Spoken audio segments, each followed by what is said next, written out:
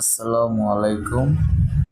আজকে রওনা দিলাম আনোয়ারা ফালকিচর সমুদ্র সৈকতের উদ্দেশ্যে।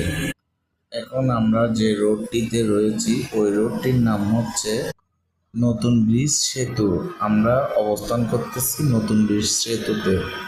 সিএনজি ড্রাইভার ভাইয়া ফোনে কথা বলে বলে গাড়ি চালাচ্ছেন, যেটা রাস্তার মধ্যে দরকার নেই, যেটা করলে মানুষের ক্ষতি হয়।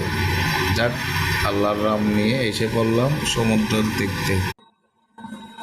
হালকা ঘুরে ঘুরে ছবি টবি তুলতেছি, ভিডিও করতেছি। অনেক ভিউ ভালো আসতেছে, সুন্দর। এই যে উনি সমুদ্র দেখে খুশিতে লাফালাফি করতেছিল, আসছে আবার ভিডিওর সামনে, আবার চলে গেছে ভিউ নিতে।